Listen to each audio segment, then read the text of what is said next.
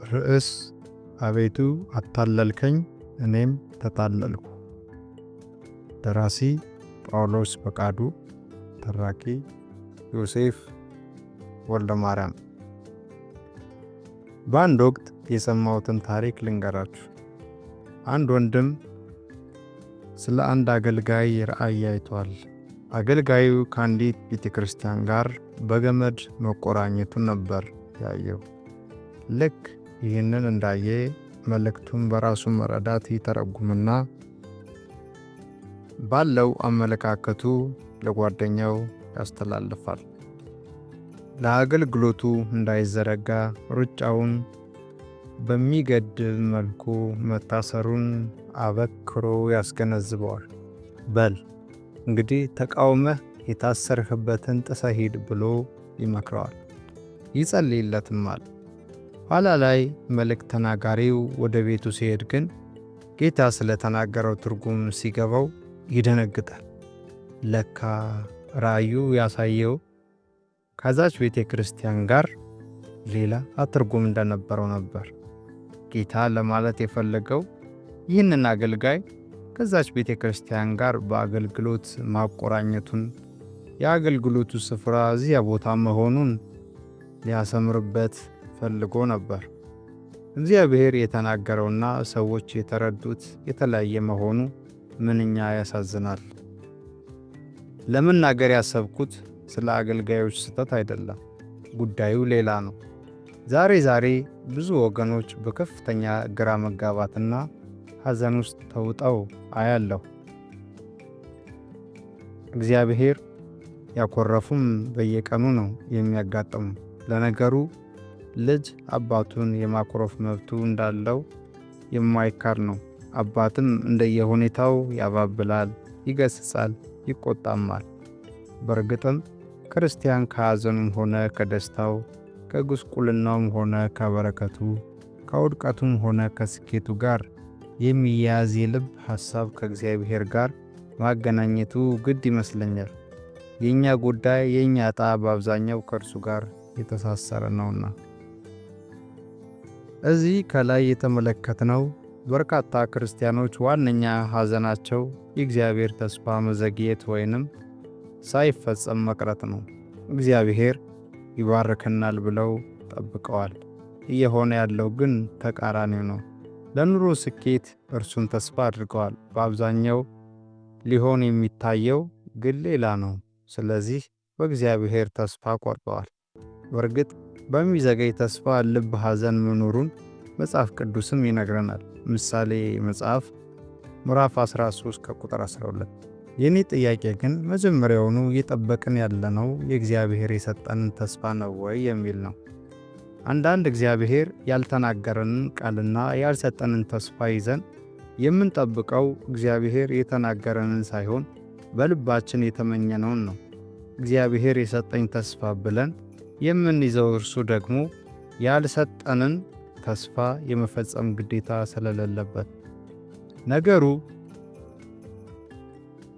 ሳይሳካ ሲቀር እንብረከረካለን፣ እንዘላለን። እስቲ አንድ የመጽሐፍ ቅዱሳዊ የተስፋ ቃል ላስታውሳችሁ። ለእናንተ የማስባትን ሐሳብ ያውቃለሁ፣ ፍጻሜና ተስፋ ሰጣችሁ ዘንድ የሰላም ሐሳብ ነው እንጂ የክፉ ነገር አይደለም። ኤርምያስ ምዕራፍ 29 ከቁጥር 11።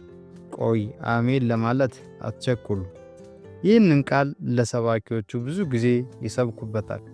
ለትንቢት ተናጋሪዎችማ የትንቢታቸው አዝማች ነው። እኛም እንዲህ አይነት ተስፋ ልባችንን ያሞቀዋል። ለዚህ ሳይሆን አይቀርም ይህ ጥቅስ በበርካቶች ቤት ግድግዳ ላይ በተለያየ መልኩ ተሰቅሎ የሚታየው። ነገር ግን ሁሉም ትክክለኛውን ሐሳብ ሳይሆን በልቡ የሚያስበውን ደስ የሚያሰኘውን ትርጓሜ ነው ለዚህ ጥቅስ የሚሰጠው።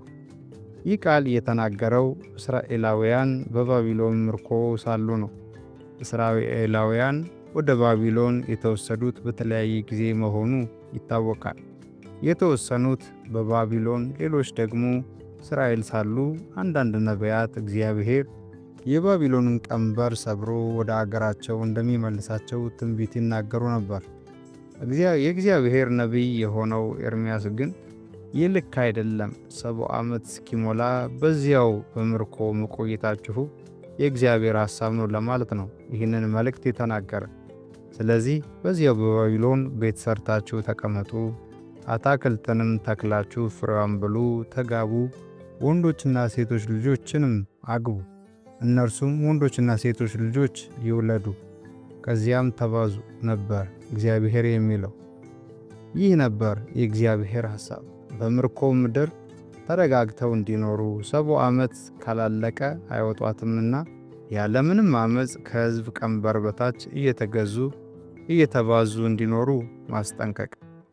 በእርግጥ እግዚአብሔር ለእስራኤላውያን የሰጠው ፍጻሜና ተስፋ ያለው ሐሳብ በባቢሎን በምርኮ ምድር ለዘላለም እንዲኖሩ አይደለም። እስከዚያው ግን እዚያው መቆየታቸው አይቀርም። እንዲያውም ለባቢሎን እንዲጸልዩም ታዘዋል። በእርሷም ሰላም ሰላም እንዲሆንላችሁና ወደ እርሷም ላሰማራኋችሁ ከተማ ሰላምን ፈልጉ፣ ስለ እርሷም ወደ እግዚአብሔር ጸልዩ። ለመሆኑ ስንቶቻችን ለሶማሊያ፣ ለኤርትራ እንጸልያለን? ብዙዎች ይህንን ኃላፊነት እንደዘነጋን ነጋሪ አያስፈልገንም። እግዚአብሔር ግን ሰላም የምታገኙት ጠላታችሁ ሰላም ሲያገኝ እንደሆነ ያስተምረናል። እየወጉን የሆነበትን ከተማ አገር ሰላም እንዲኖር በመሆኑ ሰላም እንዲኖራት ጸልዩ ነው ያላቸው። አስተውሉ፣ ጸልዩባት ሳይሆን ሰላም እንድታገኙ ጸልዩላት ነው ትእዛዙ።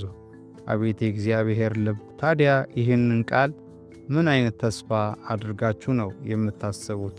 በምርኮ ቆዩ የሚል የተስፋ ቃል። እስቲ ልብ ብላችሁ አሁን አሜን በሉ። ዝም ብሎ በደፈናው እግዚአብሔር ላንተ የማስባት ሐሳብ መልካም ነው ብሎኛል በማለት ትርጓሜውን ሳያጠኑ መጣደፍ አያስኬድም። እግዚአብሔር ያለንን ነገር በራሳችን ግንዛቤና መረዳት እርሱ እንደሰጠን ተስፋ አድርጎ መውሰድ ችግር ውስጥ ነው የሚከተን። ጌታ ሲናገር ጫፍ ይዞ በስሜት መወራጨት አይጠቅምም። ነገ የልብ ስብራት ነው ትርፉ። ጌታ ኢየሱስ ከሙታን ከተነሳ በኋላ ሐዋርያው ጴጥሮስ በሞቱ እንዴት ጌታን እንደሚያከብር አስቀድሞ ተናገረው፣ ተስፋ ሰጠው። በዚያ ወቅት ጴጥሮስ ዞር ሲል ዮሐንስን አየና የዮሐንስንም የነገጣ ለማወቅ በመጓጓት ጌታው ይህስ ወይንም ዮሐንስ እንዴት ይሆናል ብሎ ጠየቀ። ኢየሱስም እስከመጣ ድረስ ይኖር ዘንድ ብወድ ምን አግዶህ አንተ ተከተለኝ ብሎ መለሰለት። ይህችን ጫፍ የያዙ ሐዋርያት ግን ያ ደቀ መዝሙር አይሞትም ብለው አስወሩ።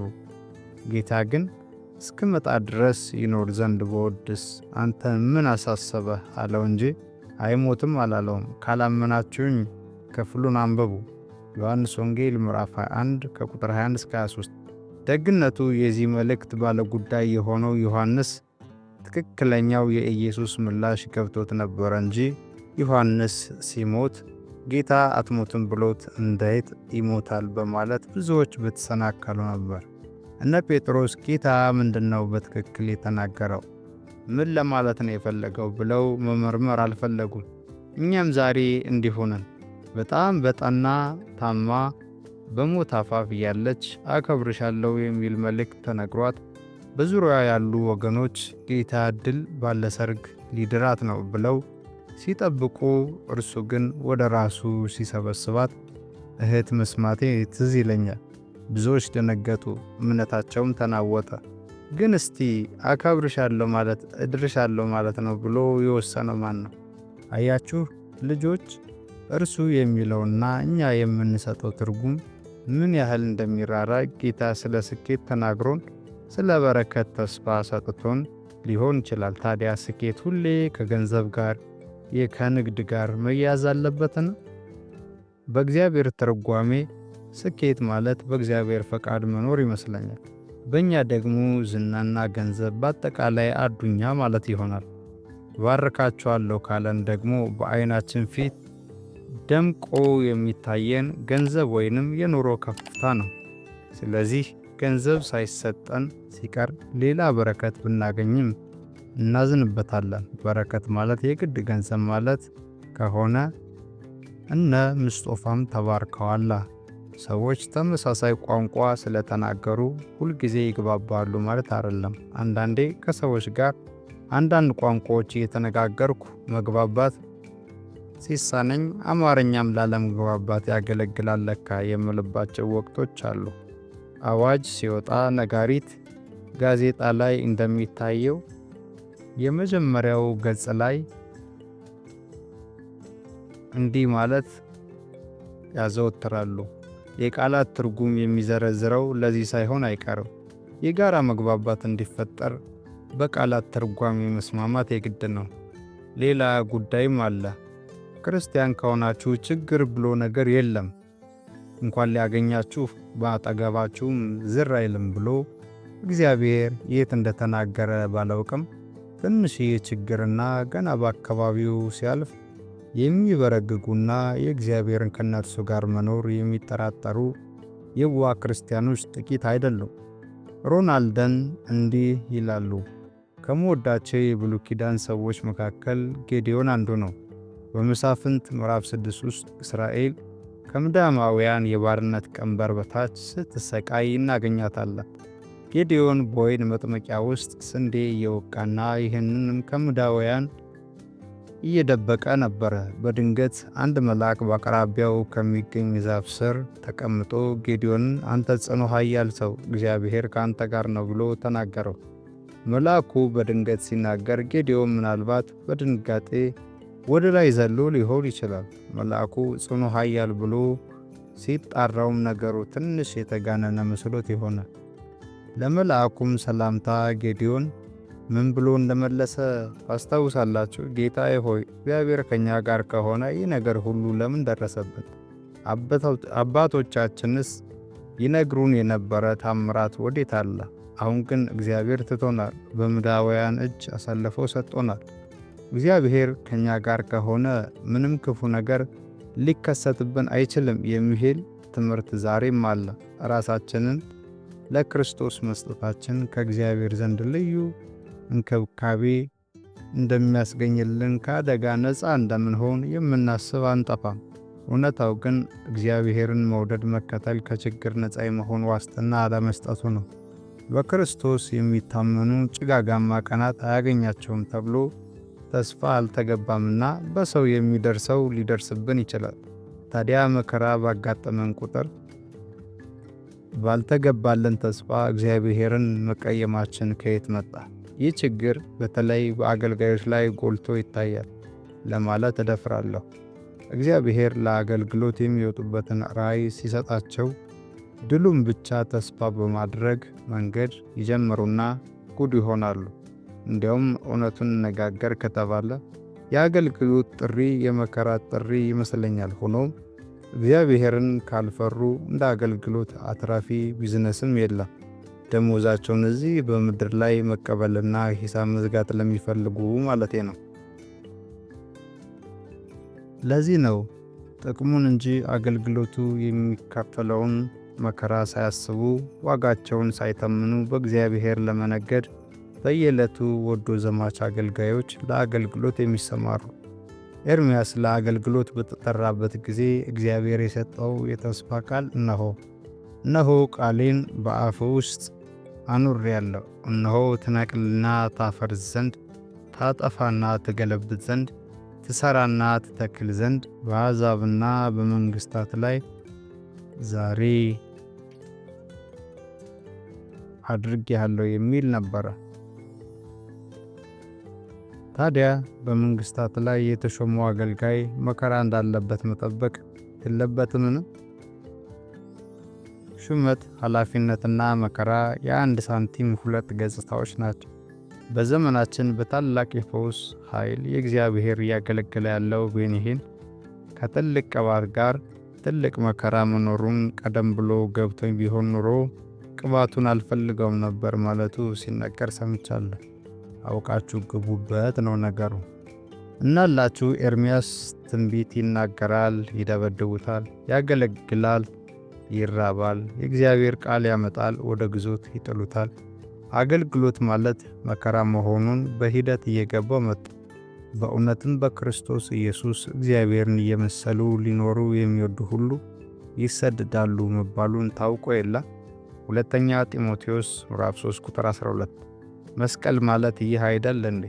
ሐሰተኛ ነቢያት ግን በምቾት ይኖሩ እንደነበር እንጂ አንዳች መከራ አልነበረባቸውም። ይህ ደግሞ ዛሬም እውነት ነው።